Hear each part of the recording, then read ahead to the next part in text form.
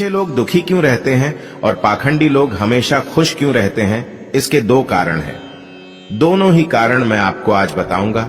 आज हम आपको भगवान श्री कृष्ण की बड़ी ही अद्भुत कहानी सुनाने जा रहा हूं।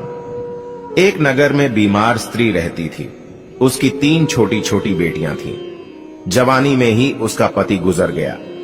अगर आप यह कहानी सुन रहे हैं तो पूरा सुनिए। इस कथा को आधा अधूरा छोड़कर जाने की गलती मत करिएगा, क्योंकि इस पवित्र कथा को आधा अधूरा छोड़ने से आपको पाप भी लग सकता है। इसलिए इस कथा को पूरा सुने। आप श्री कृष्ण के भक्त हैं तो अनादर ना करें। तीनों छोटी छोटी बच्चियों को पालने का भार बेचारी उस अबला बाएं पर टल गया। तीनों बच्चियों को लेकर वह विधवा जाए तो कहां जाए। कुछ काम धाम भी नहीं कर सकती थी। ऊपर से समाज की उल्टी सीधी बातें उसे कुछ नहीं करने देती थी। बेचारी लाचार उस महिला को कोई भी सहारा नहीं था। वो अपने पति को याद करके उन बच्चियों को जैसे तैसे पाल रही थी। पति के गम में बीमार पड़ गई। उसे उन बच्चियों की चिंता थी, किस तरीके से इनका पालन पोषण होगा। उन्हीं बातों को सोच सोच कर एक दिन उसकी तबीयत और ज्यादा बिगड़ गई और उनका अंतिम समय भी निकट आ गया। धर्मराज का एक दूध उस विधवा स्त्री के प्राण लेने धरती पर आया, लेकिन वहां का नजारा देखकर वह दुविधा में पड़ गए। पर उसने देखा महिला जमीन पर पड़ी हुई है और उसके आगे पीछे कोई भी नहीं। सिर्फ उसकी 3 बेटियां उसके ऊपर सिर रखकर पड़ी हुई हैं और रोए जा रही हैं। यह देखकर उसको दया आ गई और वह बच्चियां अपनी मां को रो रो कर जगा रही थी। फिर दूत ने सोचा कि इनका पिता तो पहले ही मर चुका है। अगर मैं इसी स्त्री के प्राण लेकर गया तो ये बच्चियां किसके सहारे रहेगी, कौन इनका पालन पोषण करेगा।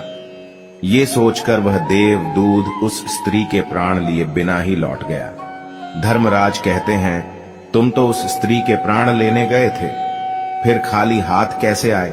तब देवदूत कहता है, हे स्वामी, मेरी गलतियों को क्षमा करना। मैं चाहकर भी उस स्त्री के प्राण नहीं ला पाया। अगर मेरी जगह आप होते तो शायद आप भी खाली हाथ ही लौट कर आते। मैं उस महिला की बच्चियों का दुख नहीं देख पाया। वो रो रही थी, अपनी मां को जगा रही थी। उन्हें वहां देखने वाला और भी कोई नहीं था। यदि मैं उस महिला को लेकर आता तो उन बच्चियों को कौन देखता, उनका पालन पोषण कौन करता है। पृथ्वी लोक के मनुष्य तो इतने स्वार्थी हो गए हैं कि बिना ही मतलब के कोई किसी का सहारा भी नहीं करता। यदि कोई मदद करता भी है तो बदले में उम्मीद करता है या फिर उसे अपने एहसान के नीचे जीवन भर दबाकर रखना चाहता है।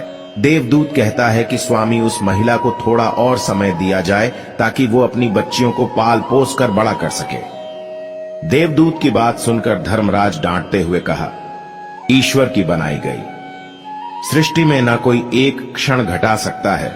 उसकी मर्जी के बिना ना उसे जीवन दे सकते हैं और ना समय पहले मार सकते हैं। ईश्वर जो करता है सबके साथ अच्छा ही करता है। तुम कौन होते हो, विधाता के नियम को बदलने वाले। तुमने उस महिला को न लाकर ईश्वर के नियमों का उल्लंघन किया है। तुमने बहुत बड़ा अपराध कर दिया है, इसीलिए इसका परिणाम तुम्हें भोगना ही पड़ेगा। जिस पृथ्वी के मनुष्य से तुम्हारी ममता है, उस पृथ्वी पर मनुष्य बनकर अपना पाप भोगो।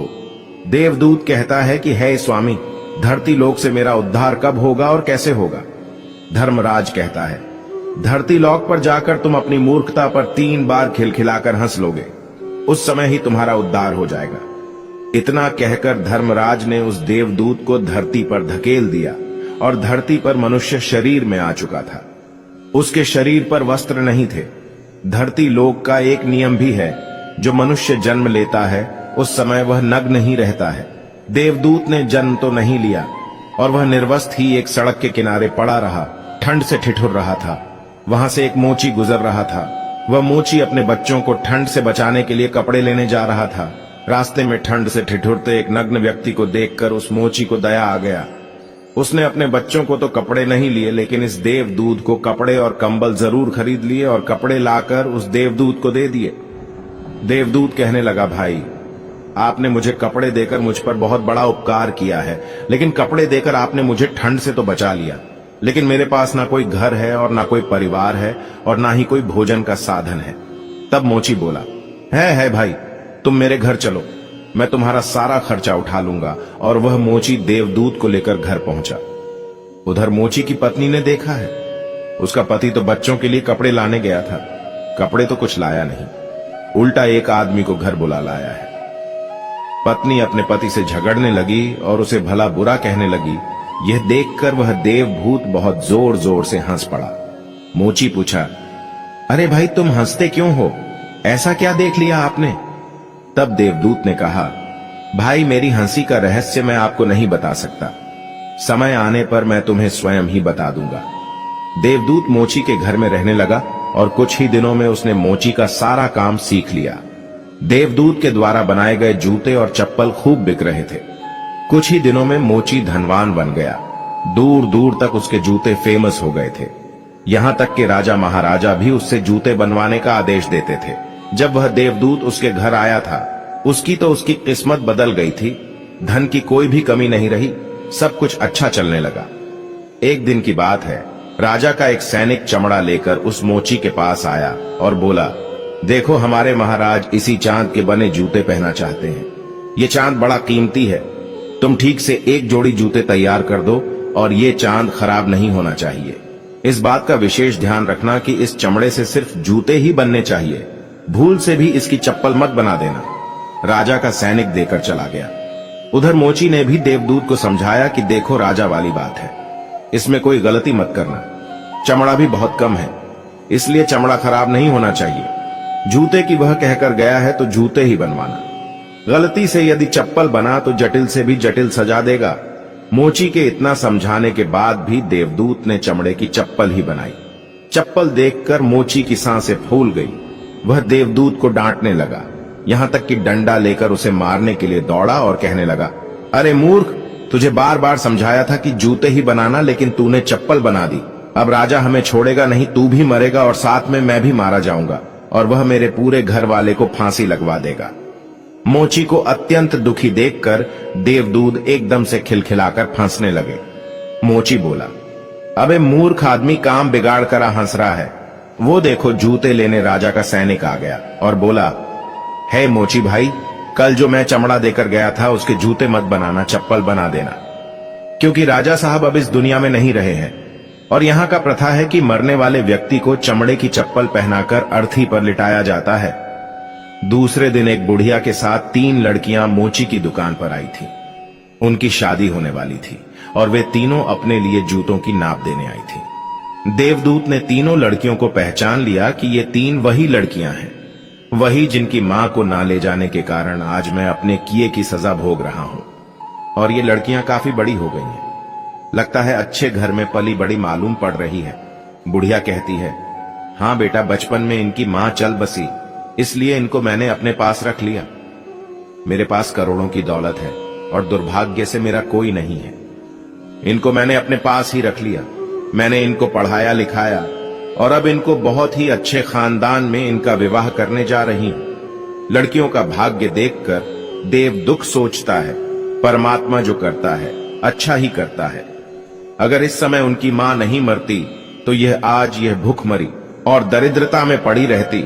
इनकी मां के मरने के बाद आज तीनों लड़कियां बहुत बड़े घराने की बहू बनने जा रही हैं और इस बुढ़िया के करोड़ों की संपत्ति की मालकिन भी बन चुकी है। यह सब देखकर देवदूत अपनी पहली की मूर्खता को सोचकर जोर जोर से हंसने लगा। मोची ने पूछा, आप क्यों हंस रहे हो? अपनी हंसी का कारण बताओ। देवदूत मोची से कहता है, मैं एक देवदूत हूं और अभी जो ये तीनों लड़कियां यहां जूते की माप देकर गई हैं, इनकी माता को मैं लेने आया था, लेकिन उस समय ये तीनों छोटी छोटी थी और इन पर तरस खाकर मैं इनकी मां को नहीं ले गया और इनके पिता का पहले से ही निधन हो चुका था। इस कारण मुझे धर्मराज ने श्राप देकर धरती पर भेज दिया। मैं बिना कपड़े के एक सड़क के किनारे पड़ा था, तब तुम मुझे अपने घर ले आए। उस समय तुम्हारी पत्नी तुमसे भूख लगी थी, क्योंकि तुमने अपने बच्चों के कपड़े के पैसे से मेरे लिए कंबल और कपड़े खरीद लिए थे। तब पहली बार तुम्हारी पत्नी की मूर्खता को देखकर खूब हंसा था, क्योंकि तुम्हारी पत्नी उस लाभ को नहीं देख पा रही थी जो मेरे आने से तुम्हारे घर में होने वाला था। और दूसरी बार राजा के जूते नहीं बना सके और तुम डंडा लेकर मेरे पीछे भागे। उस समय राजा के बारे में बता रहे थे, लेकिन तुमको यह मालूम नहीं था कि राजा के साथ क्या घटना घटने वाली है, जिसके कारण राजा को जूतों से अधिक पत्तों की आवश्यकता पड़ गई।